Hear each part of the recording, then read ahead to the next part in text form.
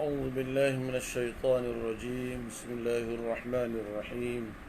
السلام عليكم ورحمة الله وبركاته. الحمد لله رب العالمين، والصلاة والسلام على رسول الله وعلى آله سبحانك لا علم لنا إنك الحكيم ولا حول ولا قوة إلا بالله العلي العظيم. اللهم علمنا ما جهلنا وذكرنا ما نسينا.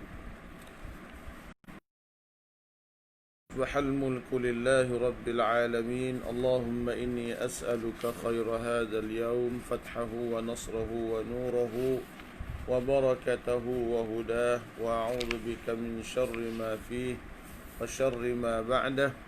بسم الله الذي لا يضر مع اسمه شيء في الأرض ولا في السماء وهو السميع العليم.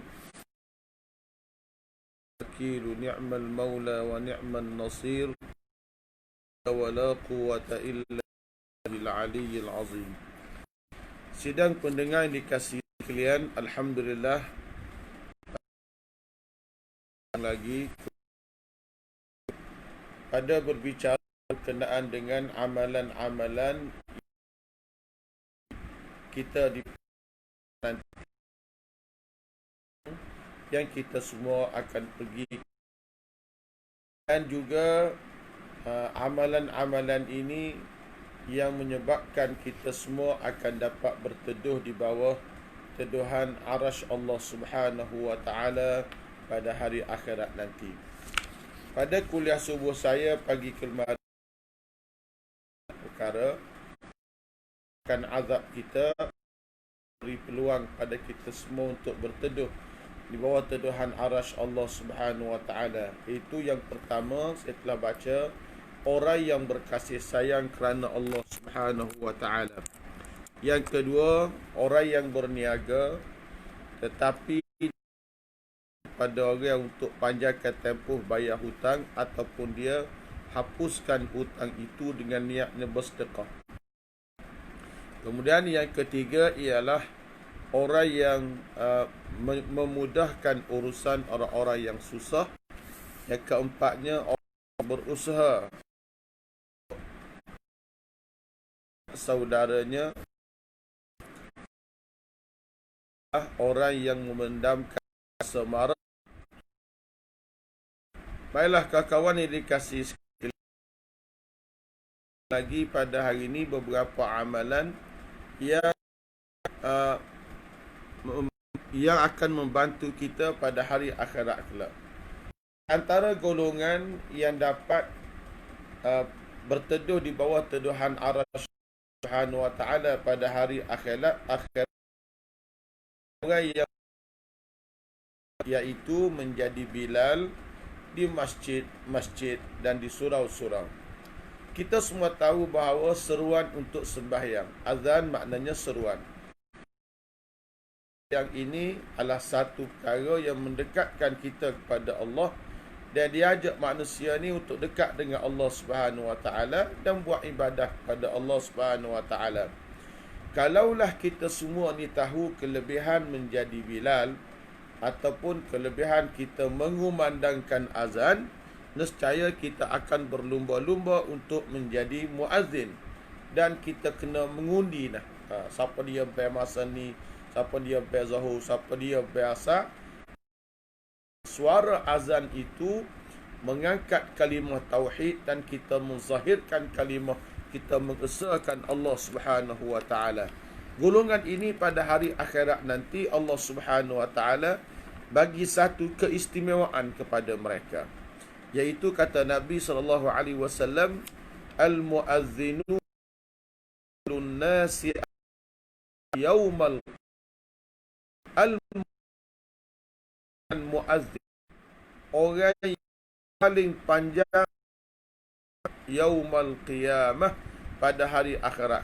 Golongan yang paling panjang, Tuhan awak satu kumpulan manusia, dia tekak dia ni panjang. Tekak panjang, ulama kata watulul unuqi jamalun.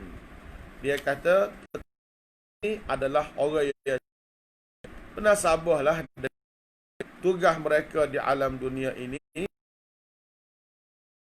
untuk orang mari semaya. Hayya 'alas salah. Dia akak tekak dia. Hayya 'alal falah.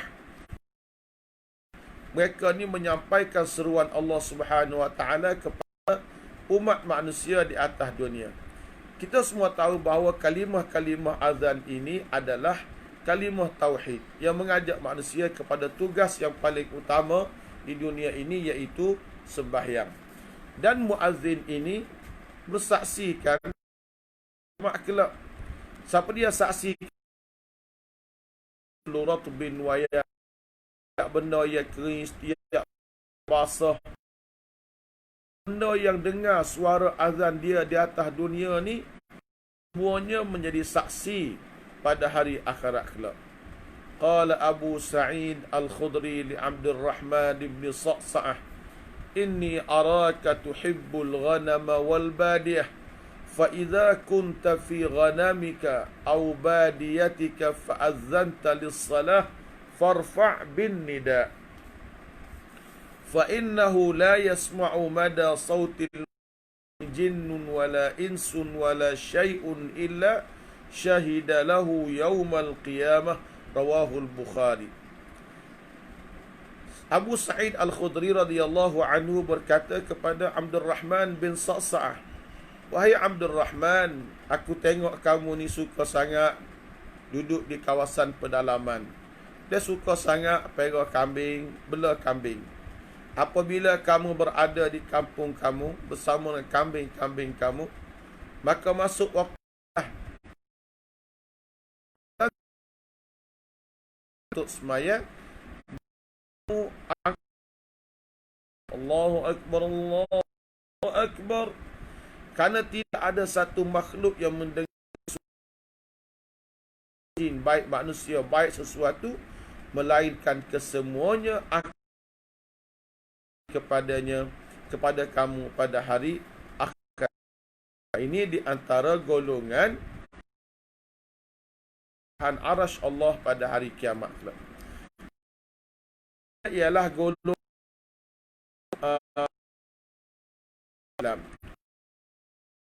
agama Allah Subhanahu Wa Taala.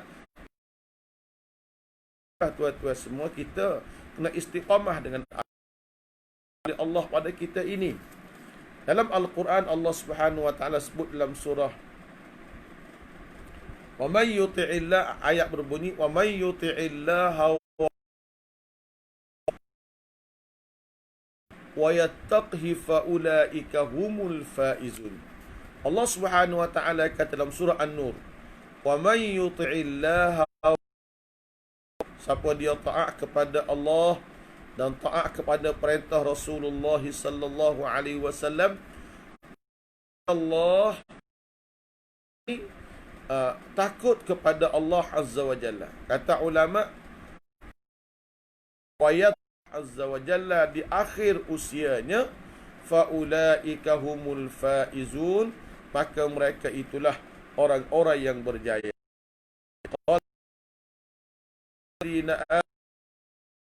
haqqa tuqatih wa la tamutunna illa wa antum muslimun. Kepada Allah, bertakwalah kamu kepada Allah Subhanahu wa taala dengan sebenar ini, illa qayyadallahu lahu man yukrimuhu inda sinni. Kalau kita hormat pada orang tua, Nabi kata, ma akramallahu ma akrama syabun syaikhan li sinni. Tidaklah memuliakan orang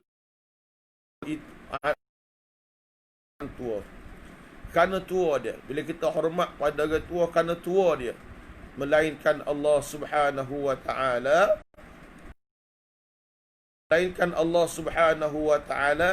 jadi di saat dia tua nanti ada orang yang akan mengurusnya. Oleh kerana itu, kita hendaklah sentiasa hormat pada orang tua. Islam ini dapat keringanan bila berada di antara amalan lagi ialah al-mutawaddi'un. Orang yang sentiasa menjaga wuduknya. Jaga wuduk dia. Kelantan panggil. Orang yang sentiasa jaga wuduknya. Wuduk ni kita semua tahu bahawa dia adalah anak kunci untuk semaya. Nak baca Quran kena ada wuduk, nak semaya kena ada wuduk, nak tawaf kena ada wuduk. Dan banyak lagi ibadah-ibadah yang lain yang perlu wuduk. Tetapi harus diingatkan bahawa orang yang beriman pada Allah. Yang jaga wuduk ni iman pada Allah Subhanahu wa taala. Orang yang betul-betul beriman kepada Tuhan, baru orang ni orang jaga wuduk. Wuduk ni syiar. Dia akan dapati diri di hadapan Allah Subhanahu wa taala pada hari akhirat kelak. Wuduk tadi. Kita kena basuh lebih sikit. Muka biar lebih, basuh tangan, basuh sampai ke alik atas pada siku. Ada setengah pada sahabat dia kata jadi putih kepada dekat dengan bawah tiak nah. Maksudnya ialah ghurran muhajjalina, yakni kesan daripada wuduk kita. Jadi kalau kita orang mukmin betul-betul kita menjaga wuduk, insya-Allah kita akan dapat kesan wuduk ini. Kata Nabi dalam hadis yang lain, Nabi kita bersabda, tablu berwuduk. Kalau kita berwuduk setakat ni, sesok hias satu hari kita setakat ni. Kalau kita sapu semua kepala, sesok tu hari kita ni, semua kepala kita mendapat perhiasan. Jadi semua ni kita kena basuh kita punya anggota wuduk kita. Jadi wuduk tak sedut malah lah. Atau sedut malah kita ambil air semaya. Tiap-tiap hari kita masuk bilik air, kita buang air, kita ambil air semaya. Soalan batal dengan soalan batal dengan satu orang perempuan tu lain cerita. Tapi kalau kita rajin, kita perbarui akan wuduk kita. Ada satu fadilat berkenaan dengan orang yang tidur dalam keadaan wuduk. Mana-mana orang yang tidur dalam keadaan dia ni berwuduk, maka dia sedar tidur, dia berdoa kepada Allah Azza wa Jalla, maka Allah Subhanahu wa taala terima doa dia. Ada orang kita bila nak tidur dia tidak berwuduk. Dia panggil wuduk ni, kerana berwuduk tu apa ambil air semaya sebab nak semaya. Sebenarnya duduk saja pun kita boleh ambil air semaya. Kalau kita rajin ambil air semaya, kita hidup dalam keadaan suci. Macam Sayyidina Bilal bin Rabah radhiyallahu taala anhu, antara sebab dia boleh masuk syurga awal, Nabi kita pergi ke syurga, Nabi dengar bunyi tapak selipar orang jalan. Debu-debak, tapak selipar orang jalan. Ditanya akan Nabi, Nabi tanya Jibril, tu bunyi apa tu? Itu bunyi tapak selipar bidadari yang Allah Ta'ala sediakan kepada Bilal bin Rabah. Balik bumi, Nabi tanya Sayyidina Bilal, apa sebab kamu amalan kamu ni istimewa, kamu ni apa dia wahai Bilal? Bilal jawab, ya Rasulullah, hamba ni tak ada benda lain. Hamba ni setiap kali tak ada wuduk, hamba berwuduk, lepas tamu semaya sunat wuduk 2 rakaat. Hasilnya, walaupun dia orang kulit hitam, istiqamah dengan Islam, istiqamah dengan benda kecil ya, berwuduk, istiqamah dengan berwuduk. Akhirnya Allah Azza wa Jalla bagi kepada dia ni nikmat syurga di hari akhirat kelak. Jadi kita istiqamah sikit. Masuk bilik air, berak, sudah berak ambil air semaya. Kecil, ambil air semaya. Nak tidur malam, kita ambil air semaya. Kalau setu, biarlah. Sekurang-kurangnya kita tidur berwuduk. Orang Melayu ni, jenis umat yang suka mencari alasan. Umat suka mencari alasan. Bila kita sebut, ambil lah wuduk nak tidur, dia pun jawab, kalau ambil wuduk pun ustaz, setuh dengan suami, setuh dengan isteri, maka batal juga wuduk. Tak ada guna kita ambil wuduk, dia batal wuduk pula. Hamba pun jawab lah, orang tanya hamba lah, gimana ustaz, kita ambil wuduk nak tidur, kemudian suami setuh, isteri setuh, maka batal. Kata bapa duk mikir kau batalnya, mikir kau ambil, sudahlah. Kalau awak duk mikir barang lagi tu, asal makan nasi Kalau makan nasi, pani tentu nak berak, tentu nak kecing. Jadi, nak berak, nak kecing, duk mikir. Takkanlah, bawa tak akan nasi, sebab hamba nak berak pada ni. Kalau makan pun ustaz berak juga, baik tak salah makan. Jangan mikir negatif, kita mikir positif. Positifnya kita ambil dulu. Biar ada wuduk sama, ambil. Suami setuh boleh pahala, isteri setuh kita boleh pahala. Jadi apalah salahnya kita berwuduk. Orang sentiasa berwuduk ini di hari akhirat kelak dapat berteduh di bawah teduhan arasy Allah Subhanahu wa taala pada hari kiamat kelak. Kemudian berikutnya ialah orang yang dapat kesenangan di hari akhirat kelak ialah ahlul Quran. Orang yang menjadi ahli kepada Al-Quran. Al-Quran ni satu kebanggaan di dunia. Bagi ahli dia lah. Kalau orang tak minat pada Quran, dia minat pada benda lain, dia rasa bangga dengan benda lain. Kita orang mukmin, Allah Azza wa Jalla beri kepada kita semua satu nuskhah kitab yang menjadi petunjuk kepada kita semua, iaitu kitab Al-Quran. Setiap hari kita kena baca Al-Quran. Quran ini kebanggaan di dunia, kejayaan di akhirat. Siapa yang sibuk siang harinya, malam harinya dengan membaca Al-Quran, mentadabburkan akan ayat-ayat Al-Quran itu, maka dia mendapat kelebihan yang tinggi pada hari kiamat kelak. Di musim kita dikuarantin oleh kerajaan, programkan satu hari satu juzuk bersama keluarga. Lepas subuh sikit, lepas zuhur sikit, lepas asar sikit, nak tidur malam sikit. Kita istiqamah dengan membaca Al-Quran. Itu yang paling penting, kawan-kawan sekalian. Jangan kita buat tidak peduli dengan Al-Quran. Kalau kita tak peduli dengan Al-Quran, kita akan lupa kepada Allah Azza wa Jalla. Kalau kita ulangi membaca Al-Quran, kita akan dapati kelazatan-kelazatan. Biasalah, nak makan yang sedap.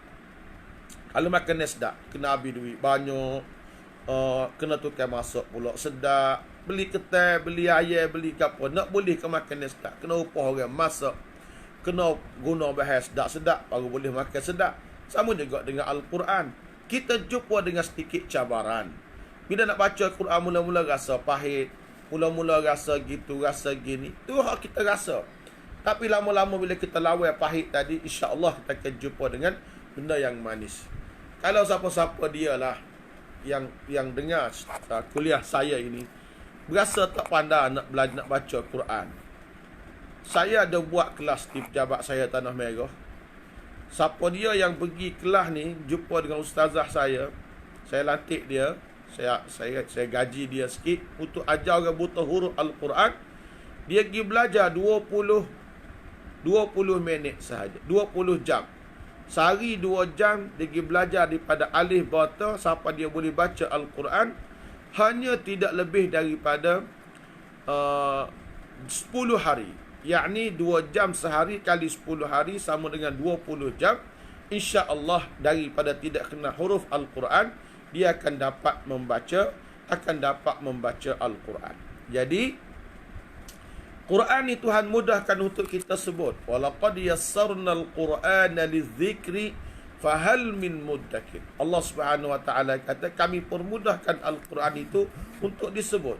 Fahal min muddakir, tidak ada orang yang nak menyebut akan Al-Quran. Nabi kita sallallahu alaihi wasallam, dia memuji mana-mana orang yang membaca suratul Baqarah dan surah Ali Imran. Sebab Al-Baqarah, Ali Imran ini akan menyelamatkan tuannya pada hari akhirat kelak, dan akan meringankan azab dari tuannya pada hari akhirat kelak. Iqra'ul Quran. Sabda Rasulullah sallallahu alaihi wasallam, Iqra'u Al-Quran. Bacalah olehmu akan Al-Quran. Fa innahu ya'ti yawmal qiyamati syafi'an li ashabih. Kerana orang yang membaca Al-Quran itu, Quran akan mari pada hari akhirat kelak, syafi'an li ashabihi, akan beri syafaat kepada tuannya. Kita baca Quran, sesok Quran mari, hari akhirat kelak, Quran bagi syafaat kepada kita sekalian. Iqra'u az-Zahrawaini. Kata Nabi, bacalah kamu akan 2 kuntum bunga ini. Suratul Baqarah wa suratul Ali Imran. Fa innahuma ya'tiyani yawmal qiyamati ka'annahuma ghababatani wa ka'annahuma ghamamatani. Seolah-olah Al-Quran ni kita baca, Al-Baqarah, Ali Imran kita baca tadi, yang mari jumpa kita pada hari akhirat kelak menjadi awan, menjadi payung meneduhi kita pada hari akhirat kelak. Dan dia akan menjadi peguam bela. Yuhajjani an sahibihimah. Dia akan berhujah mempertahankan tuannya pada hari akhirat pula. Jadi kita kena baca Al-Quran. Kalau kita tak baca Al-Quran sehari tak banyak, kita kena ajar juga diri kita ni, membeli peguam bela kita ini untuk mendapat syafaat pada hari akhirat pula. Kita ajarlah peguam bela kita ni. Kita ajar banyak.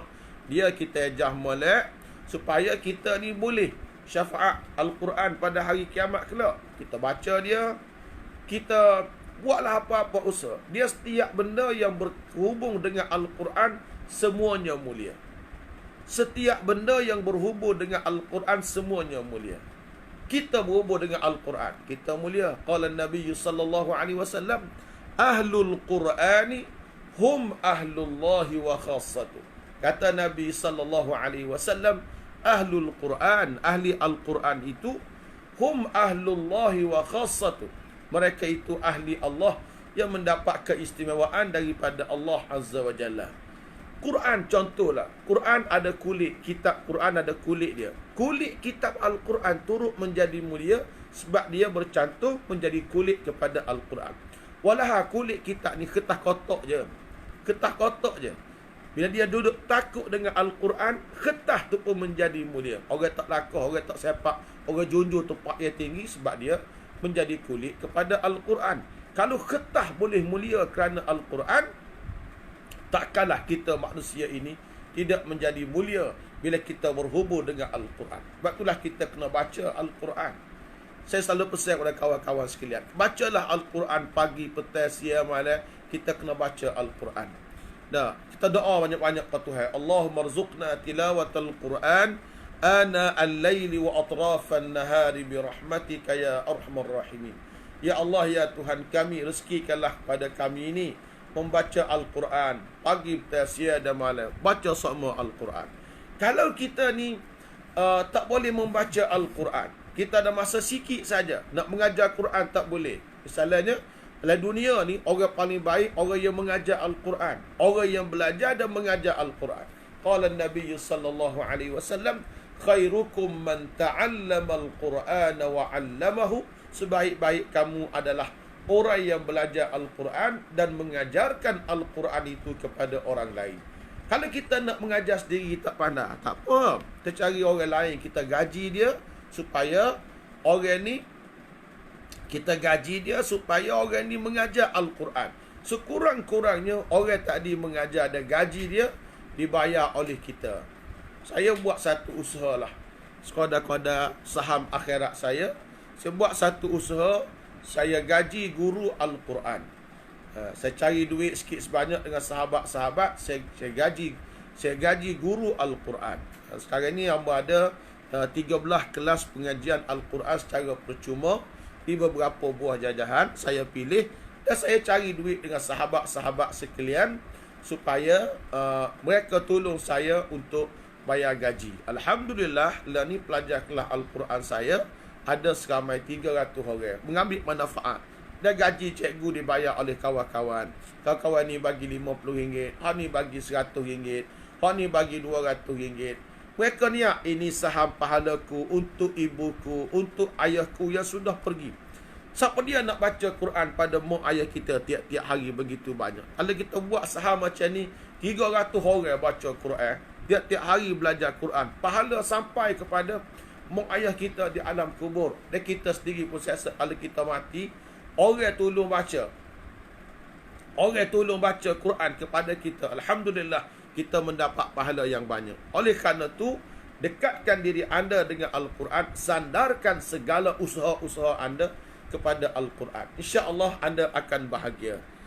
Qala Nabi sallallahu alaihi wasallam, orang yang boleh berteduh ini, yaji'u sahibul Quran yaumal qiyamah fayaqulul Quranu ya Rabbi hallihi fayulbasu hullatul karamah thumma yaqulu ya Rabbi zidhu fayulbasu tajul karamah thumma yaqulu ya Rabbi irda anhu fayarda anhu. Quran ni mari pada hari kiamat. Quran ni kata, fayaqulul Quran, ya Rabbi, wahai Tuhanku, hallihi, hiasilah orang ini. Ya Allah, hiasilah orang ini. maka dipakaikan kepada fulan ibni fulan ini hullatul karamah, perhiasan-perhiasan yang cukup mulia. Summa yaqul, kemudian Quran kata lagi, ya Rabbi zidhu, tambah lagi.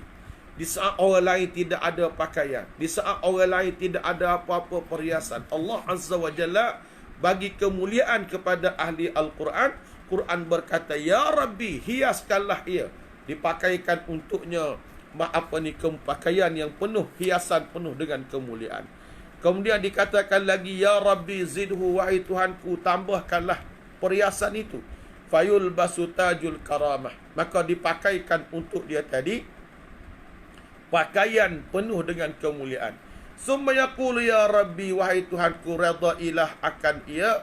Fayarda anhu, maka dia diredai oleh Allah Subhanahu wa taala. Itulah kawan-kawan sekalian, letakkan diri anda kerja paling mudah untuk senar di hari akhirat. Apa dia? Quran kita baca. Pagi kita baca, petang kita baca. Saya sebut Quran ni bukan susah untuk dibaca. Kita nak khatam pun mudah. Teori dia begitu mudah. Al-Quran ada sebanyak 604 muka surat. Satu Quran 604 muka surat dibahagikan kepada 30 juzuk. Satu juzuk dia ada 2 hizib. Satu juzuk dia ada 2 hizib. Satu hizib dia bagi kepada 4 suku. Suku hizib, separuh hizib. 3/4 hizib, cukup satu hizib. Satu hizib hanya 2 muka surat setengah hingga 3 muka surat. Satu muka surat hanya perlu kepada masa 5 minit kita baca. Kalau 5 minit kita baca satu muka surat, kita hanya perlu 15 minit di waktu pagi, 15 minit di waktu petang. Kita dapat setengah daripada hizib. Kalau 4 hari kita dapat tamatkan satu juzuk. 4 hari satu juzuk. 4 hari satu juzuk. Kalau kita baca 4 kali 3 120 hari, sama dengan 4 bulan. 4 bulan kita akan khatam sekali. Setahun kita boleh khatam 3 kali Al-Quran. Formula yang cukup simple kalau kita nak baca. Kalau kita nak khatam dalam masa 60 hari, kita baca satu hari sebanyak setengah juzuk. Begitulah. Kita baca Quran walaupun tidak faham, kita mendapat pahala. Orang duduk kedai kopi dengan lagu Hindustan, dengan muzik Mak Saleh, sedap juga walaupun dia tidak faham. Alhamdulillah, mereka rasa nikmat dengan lagu mereka. Kalau kita tak faham Al-Quran, kita baca Quran, di tepi kita ada terjemahan Al-Quran. Baca ayat, kita tengok, tadabbur akan arti Al-Quran, dan mendapat pahala, alhamdulillah, untuk meletakkan diri kita ini di kalangan orang yang mendapat rahmat daripada Allah Ta'ala pada hari akhirat kelak. Inilah kelebihan Al-Quran. Bacalah Al-Quran itu pagi, petang, siang dan juga malam. Allah Subhanahu Wa Ta'ala buat turun Al-Quran, ajarkan kepada manusia ini Al-Quran, dan kita semua kena jadikan usaha kita ni berkait dengan Al-Quran. Sahamlah diri kita untuk kebanggaan Al-Quran. Kalau kita tak faham, kita boleh tanya ustaz, kita boleh berguru, kita boleh belajar. Mudah saja, sipir dia mudah saja. Satu hari kita baca, di pagi ambil 5 ayat tadabbur, petang 5 ayat tadabbur. Setahun 2 tahun kita akan tamat. Apa benda kalau kita nak semuanya boleh. Kalau kita tak sip, ada arah lah. Orang tak sip ni macam-macam alasan. Orang kapal kata I say what done. Tak sip nak buat guan. Begitulah kata orangnya. Baik kawan-kawan sekalian, di antara orang yang mendapat teduhan arasy Allah pada hari kiamat juga, orang yang selamat daripada kepanasan, kesiksaan pada hari kiamat, ialah al-muhsinun. Orang yang sentiasa buat baik.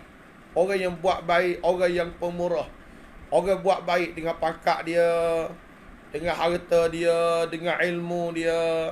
Dia cari orang yang berhak. Dia cari orang miskin, orang yang susah, dia tolong. Orang yang kena zalim, orang yang macam-macam, semua orang ni dia pakat tolong belaka. Hidup kita sehari tengah hari ni kena bermanfaat untuk orang lain.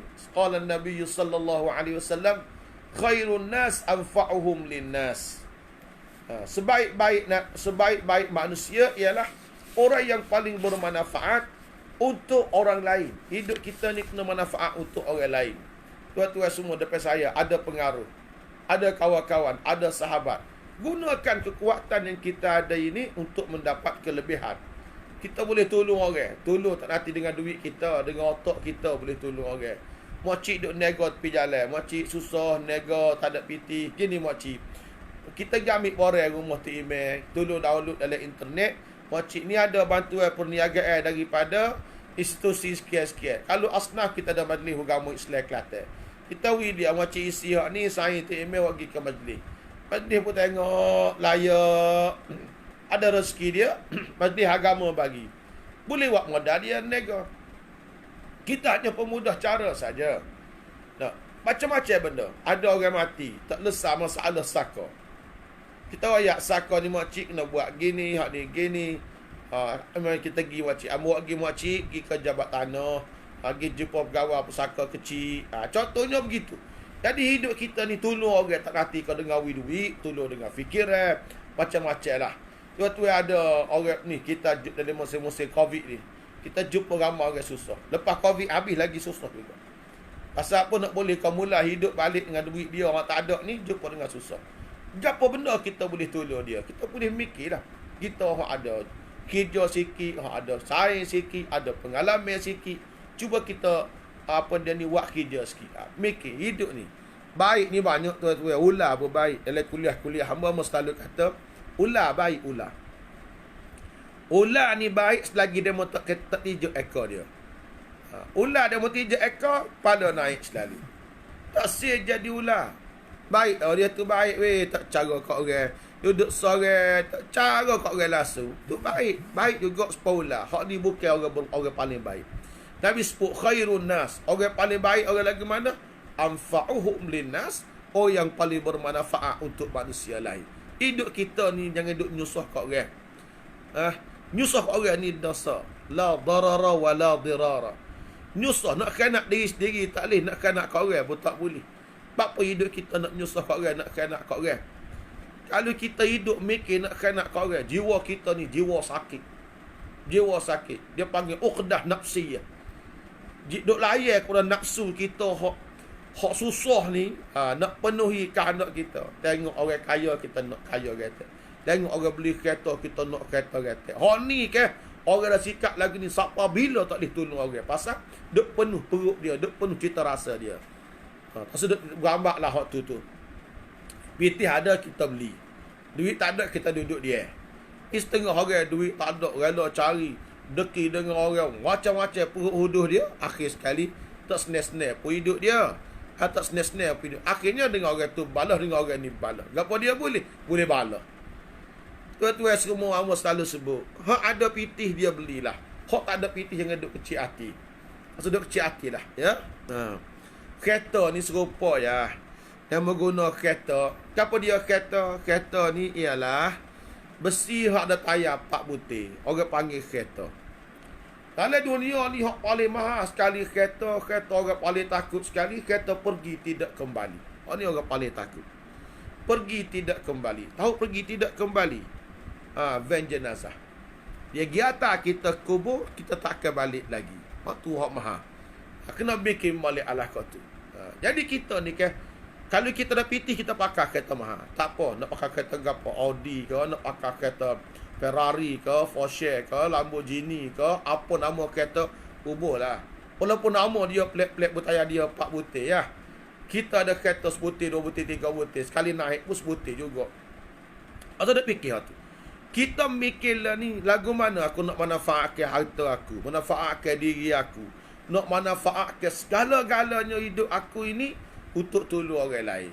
Bila kita niat tolong orang, Allah Subhanahu Wa Taala akan permudahkan kita.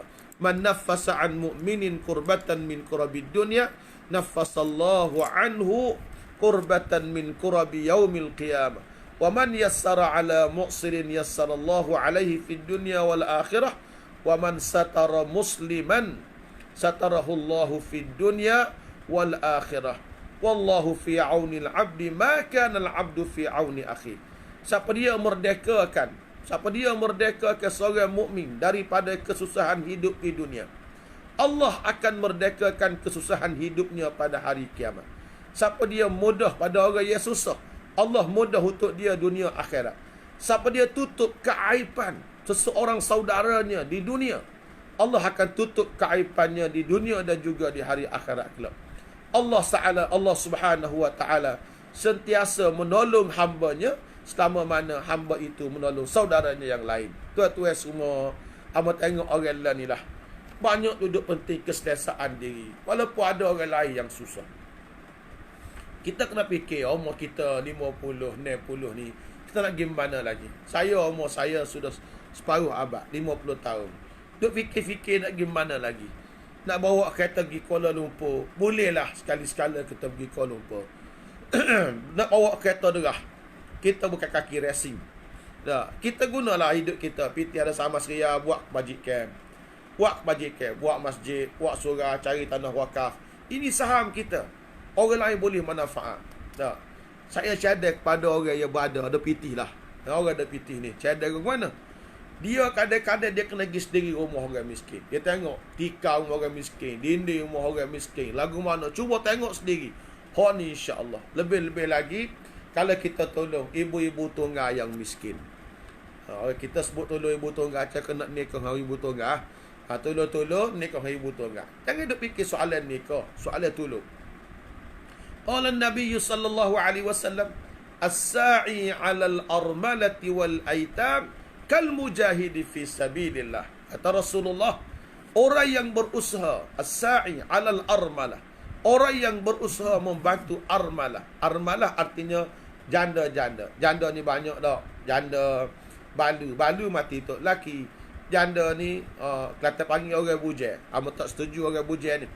Tak setuju istilah bujang. Istilah janda lagi bagus. Bab bujang ni setengah orang dah kait dengan gelenyang. Bagaimana tu? Minum kopi kedai bujang. Itu tak bagus. Ada. Artinya kita ni as-sa'i 'alal armalah. Tolong ibu-ibu tunggal ini. Wal aitam, tolong anak yatim. Anak yatim dia susah tu amat kita perlu pertolongan. Anak yatim hak kaya pun ada. Ada sahabat saya, dia meninggalkan patching pada anak dia. Anak dia pergi sekolah pakai MyV baru. Hanya PT mari mana ni pocik, cucu pocik ni. Ayah dia dengan mak dia tinggal patching. Boleh dekat 5,000 sekolah. Tu panggil yatim yang kaya. Yatim yang susah ni kita tolong dia. Apa pahala Tuhan bagi kita? Kal mujahidi fi sabilillah. Sepertilah kita berperang, kita berjihad, kita berjuang di jalan Allah Subhanahu wa taala. Jadi kita mesti jadi orang yang muhsinin. Orang yang suka tolong orang. Buat ihsan, buat baik. Ada pakat tolong orang, ada harta tolong orang, ada ilmu tolong orang. Tolong orang, alhamdulillah, tolong orang dengan apa yang kita ada. Kena ingat tulah. Ingat tulah. Hidup kena ingat tulah. Allah kita akan berjaya. Insya-Allah taala, mudah-mudahan kita dapat letakkan diri kita semua di kalangan orang-orang yang dapat ringan di padang mahsyar pada hari akhirat kelak. Saya ulangi menutup tajuk amalan yang meringankan kita kedahsyatan di padang mahsyar. Orang boleh senangnya, pertama, orang yang berkasih sayang kerana Allah. Yang kedua, peniaga yang melanjutkan tempoh bayaran hutang ataupun dia menghapuskan hutang itu. Yang ketiga memudahkan urusan orang yang susah. Yang keempat, menolong saudara dia yang memerlukan. Yang kelima, orang yang adil. Yang keenam, memendamkan rasa marah. Yang ketujuh ialah menjadi muazzin. Yang ke-8, orang yang tua lama dalam beragama. Yang ke-9, orang yang sentiasa menjaga wuduk. Yang ke-10, ahli Al-Quran. Dan yang ke-11 ialah orang yang muhsin, orang yang sentiasa buat baik kepada orang lain. Mudah-mudahan dalam sebelah kategori manusia ini kita akan dapat melihat bagaimana kesannya pada hari akhirat kelak. Insya-Allah pada pagi besok 6.45 pagi kita bersambung lagi dengan tajuk keadaan orang-orang yang derhaka kepada Allah Subhanahu wa taala pada hari akhirat kelak. Lagu mana? Orang derhaka kepada Tuhan ni, beberapa contoh orang derhaka kepada Allah ni, lagu mana Tuhan buat kepada dia? Tadi saya akan baca, saya akan kongsi dengan tuan-tuan sekalian dalam kuliah subuh saya pada pagi esok jam 6.45 pagi. Adapun malam ini ada kuliah maghrib bersama dengan saya di Alam Maya ini pada jam 8 malam di bawah tafsir Al-Quran surah Luqman. Malam ni insya-Allah masuk ayat yang ke-13, tafsir Al-Quran selama setengah jam bersama saya Ustaz Saibun bin Ismail. Mudah-mudahan Allah Subhanahu Wa Taala merahmati kita semua, dan saya harap tuan-tuan semua boleh kongsikan dengan rakan-rakan akan kuliah ini supaya ilmu yang kita sebarkan ini akan dapat manfaat kepada semua orang. Banyakkan berzikir kepada Allah Subhanahu Wa Taala di musim-musim begini. Lebih-lebih lagi bacalah doa-doa perlindungan dan sebagainya agar Allah Subhanahu Wa Taala merahmati kita sekalian insya-Allah. A'udzu billahi minasyaitonir rajim. Bismillahirrahmanirrahim. Alhamdulillahirabbil alamin wassalatu wassalamu ala Rasulillah wa ala alihi wa sahbihi ajma'in. Allahumma ya hayyu ya qayyum ya badi'as samawati wal ard ya zal jalali wal ikram. اللهم اغفر لنا ذنوبنا ولوالدينا ولأهل بيتنا ولأصولنا ولفروعنا ولمن ينتسب إلينا ولجميع المسلمين والمسلمات والمؤمنين والمؤمنات الأحياء منهم والأموات. اللهم إنا نسألك علما نافعا. Ya Allah, ya Tuhanku, ya Tuhan kami mohon kepada kamu ya Allah ilmu bermanfaat, wa rizqan wasi'an, rezeki yang luas, wa amalan mutaqabbala, amalan diterima olehmu ya Allah ya Rabbal Alamin. Allahumma inna na'udzubika minal barasi wal jununi wal juzam wa min sayyi'il asqam. Ya Allah ya Tuhan kami, lindungilah kami ya Allah daripada penyakit gila, penyakit kusta sapak, wal jununi wal juzam wa min sayyi'il asqam, lindungilah kami ya Allah daripada penyakit-penyakit kronik. Ya Allah ya Tuhan kami, hilangkanlah wabak dari negeri kami, negara kami dan juga dunia kami ini ya Allah, agar kehidupan kami ini kembali sejahtera seperti sedia kala. Ya Allah, kau sembuhkanlah orang-orang yang sakit daripada kami, kalangan kami ya Allah. Lindungilah kami, anak isteri kami, sekalian ahli keluarga kami ya Allah daripada wabak yang berbahaya ini. Ya Allah ya Tuhan kami, rahmatilah kehidupan kami dan kehidupan kedua orang tua kami yang sudah pergi menghadap-Mu ya Allah. Jadikanlah pertemuan kami dengan mereka ya Allah di syurga Firdaus-Mu ya Rabbal Alamin. Allahumma ja'al multaqana ma'ahum fi jannatika jannatin na'im. Ya Allah ya Tuhan kami, jadikanlah tempat pertemuan kami dengan kedua orang tua kami di syurga-Mu yang penuh dengan nikmat ya Rabbal Alamin. Ya Allah ya Tuhan kami, rahmatilah kami, rahmatilah kedua orang tua kami, rahmatilah sekalian para guru kami, para asatizah kami, para pendengar kami dan kedua ibu bapa mereka ya Allah. Rahmatilah kehidupan kami semua ya Rabbal Alamin. Jadikanlah kami ini hamba-Mu yang bertakwa ya Allah, beramal dengan segala sunnah Nabi-Mu Muhammad sallallahu alaihi wasallam. Ya Allah ya Tuhan kami, rahmatilah kami.